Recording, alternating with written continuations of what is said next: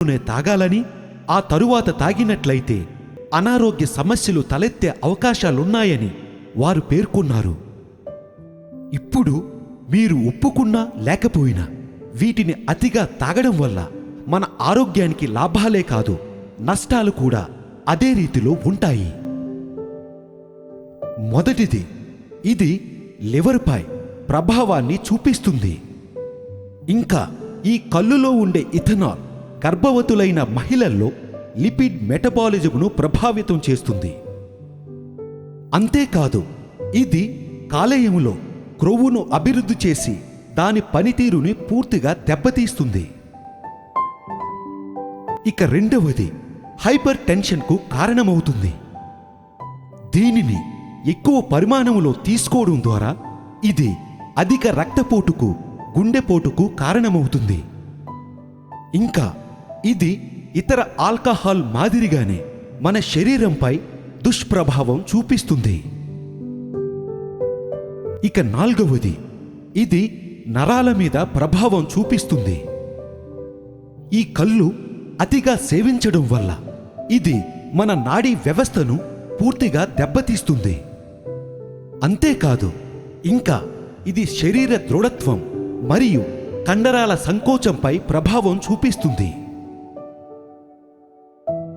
ఇక నాలుగవది, ఇది రక్తం గడ్డకట్టడానికి కారణమైన కారకాన్ని తగ్గిస్తుంది.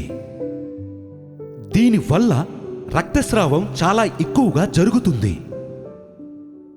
అంటే మన శరీరంలో రక్తం గడ్డకట్టడానికి కారణమైన కే విటమిన్ పూర్తిగా నశిస్తుంది.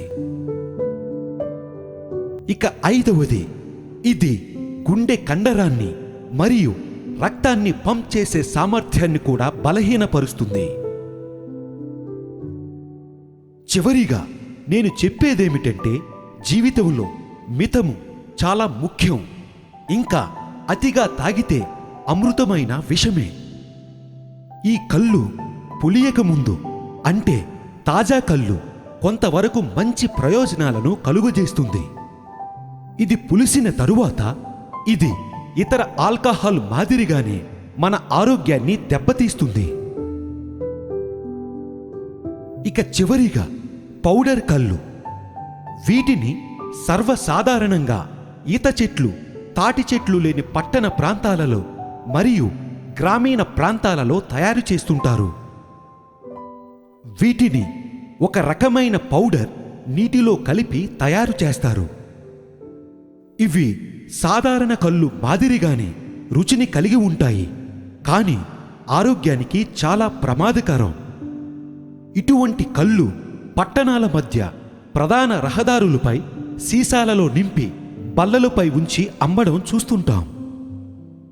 ఇక చివరిగా, రుచిని బట్టి అవి తాజా కల్లో కాదో ఎలా తెలుసుకోవచ్చో తెలుసుకుందాం. నిషా లేకుండా రుచికి తీయగా లిమ్కా రుచిని కలిగి ఉంటే అవి తాజా కళ్ళు. రుచికి పుల్లగా ఆమ్ల గుణంతో ఉంటే అవి పులిసిన కళ్ళు. అంతేకాదు, మీరు త్రాగే కళ్ళు మీరు త్రాగే ముందు అవి కల్తీ జరిగిందో లేదో ఒకసారి తేల్చుకోండి. కళ్ళు త్రాగడం వల్ల కేవలం లాభాలే కాదు, నష్టాలు కూడా అంతే భయంకరంగా ఉన్నాయని మర్చిపోవద్దు.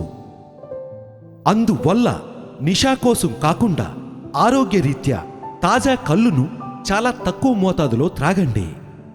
ఇంతవరకు ఈ వీడియోలో మీరు కళ్ళు త్రాగడం వల్ల కలిగే లాభాలు, నష్టాలు కూడా తెలుసుకున్నారు. మరి నెక్స్ట్ వీడియోలో ఇంకొక క్రొత్త టాపిక్తో నేను మీ ముందుంటాను. అంతవరకు బాయ్.